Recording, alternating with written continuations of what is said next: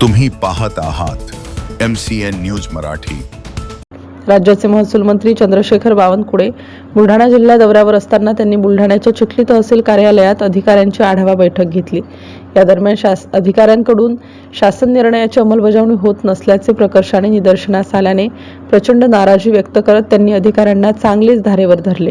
एवढेच नव्हे तर संतापलेल्या मंत्री चंद्रशेखर बावनकुळे यांनी तडकाफडकी निर्णय घेत उपविभागीय अधिकारी शरद पाटील यांना सक्तीच्या रजेवर देखील पाठवले असून कामकुचराई करणाऱ्या इतर अधिकाऱ्यांना देखील कडक तंबी दिल्याचं पाहायला मिळालं।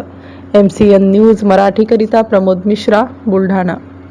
मात्र एक मला फार मोठी चूक दिसली की आमच्या एका प्रांताला, इथला जो चिखलीचा प्रांत आहे त्याला 25/3/2026 शासनाने जो निर्णय घेतला त्यांच्याच अध्यक्षतेखाली समिती तयार केली प्रांताच्या लोकांना पट्टे वाटप करणे, लोकांची घरं कायदेशीर करून देणे। महिना होऊनही प्रांत बैठक घेत नाही, महिना होऊनही त्या ठिकाणी त्या प्रांतांनी त्या योजनेचा अजून काही सुरुवातच केली नाही, शासन निर्णयही माहिती नाही। ही परिस्थिती असेल तर काही योग्य नाही। मी इथल्या चिखलीच्या प्रांताला एक महिना सुट्टीवर पाठवलेला आहे, सक्तीच्या रजेवर पाठवलेला आहे आणि तहसीलदारांनी सर्वांना सूचना दिली आहे की तातडीनं 25/3च्या शासन निर्णयाप्रमाणे सर्वांचे घरं कायदेशीर करणे, तुकडेबंदी कायद्याचा अंमल करणे, सोबत पांढर रस्त्याच्या योजनेचा अंमल करणे, मोजणी प्रकरणं 15 दिवसावर आणणे, या सर्व गोष्टीबद्दल मी आग्रही आहे।